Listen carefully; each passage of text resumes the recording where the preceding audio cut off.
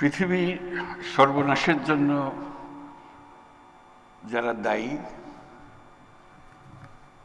তারা আমরা সবাই এখানে হাজির। আমরা আসামি।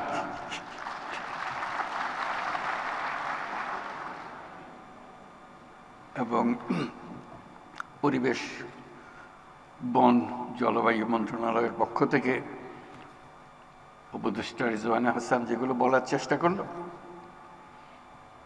যে কত ভীষণ রকম আমরা অপরাধী। আমাদের পুরনো কবিরা বলে গেছেন, সাগরের সব পানি যদি কালি হতো, বনের সব গাছ যদি কলম হতো, তাহলে এই অপরাধের বর্ণনা শেষ করা যেত না। এত অপরাধ আমরা করে যাচ্ছি প্রতিদিন। রিজওয়ানা হাসান তার কিছুটা করুণভাবে তুলে ধরল তার প্রচেষ্টার কথা। এই বিশাল যজ্ঞের মধ্যে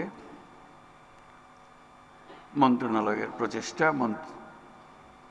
মন্ত্রণালয়ের উপদেষ্টা এবং তার যত সহকর্মী আছে তাদের জন্য আমরা হাততালি দিই, একটা তার প্রচেষ্টা চালিয়ে যাওয়ার।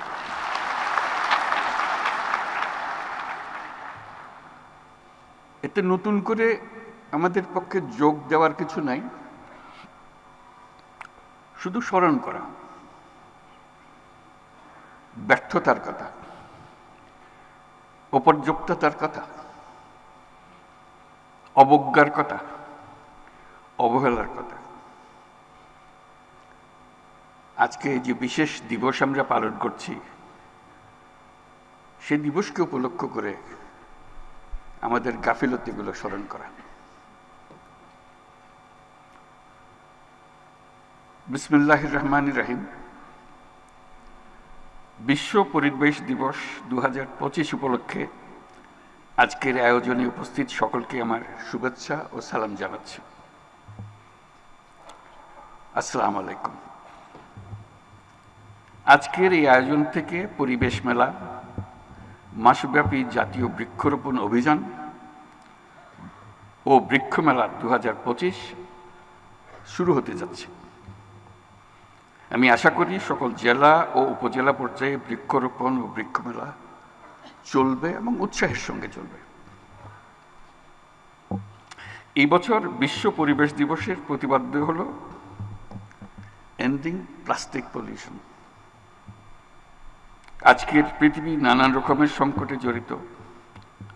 যুদ্ধ বিগ্রহ, প্রযুক্তির ব্যাপক প্রসার, অপব্যবহার আমাদের সামনে নানা রকমের চ্যালেঞ্জ সৃষ্টি করেছে। কিন্তু সেই চ্যালেঞ্জটা আমরা এখনো অনেকে উপলব্ধি করতে পারছি না, সেটা হলো প্রকৃতির বিধ্বংসী রূপ। এটা প্রকৃতির দোষ না, আমাদের দোষ। আমরা মানুষ যারা এখানে বসবাস করি, প্রকৃতির সঙ্গে তাল মিলিয়ে চলার কথা, সেটা তাল মিলিয়ে না চলে উল্টো দিকে চলে। দোষটা প্রকৃতির না, দোষটা হলো প্রকৃতি বিধ্বংসী এক জীব যার নাম মানুষ। আমাদের সামনে দৈত্যাকারে হাজির হওয়ার প্রস্তুতি নিচ্ছে জলবায়ু সংকট। আমি প্রস্তুতি নিচ্ছে বলবো না, বলবো যে কাজ শুরু করে দিয়েছে। প্লাস্টিকের ব্যবহার পৃথিবীতে 3 ধরনের সংকটকে বাড়িয়ে দিয়েছে: জলবায়ুগত সংকট, প্রকৃতিগত সংকট, জীববৈচিত্র্যের ক্ষতি। এটা শুধু প্লাস্টিকের জন্য, আরো বহু জিনিস আছে। প্লাস্টিক এমন জিনিসে দাঁড়িয়ে গেছে যে ক্রমাগত হুঙ্কার দিচ্ছে, হয় আমরা থাকবো না হয় তোমরা থাকবে। দুজন একসঙ্গে থাকতে পারবে না, এর জায়গা নেই। এবং তাদের জয়যাত্রা অব্যাহত রয়েছে। তারা দাঁড়িয়ে দাঁড়িয়ে খিলখিল করে হাসি আমাদের অসহায়ত্ব দেখে, আমাদের উদ্যোগের অভাব দেখে। যে আমরা সব জয় করে নিলাম, তোমরা কিছুই করতে পারতেছ না। সেই অসহায় অবস্থা থেকে আজকে আমরা এই 2025 সালের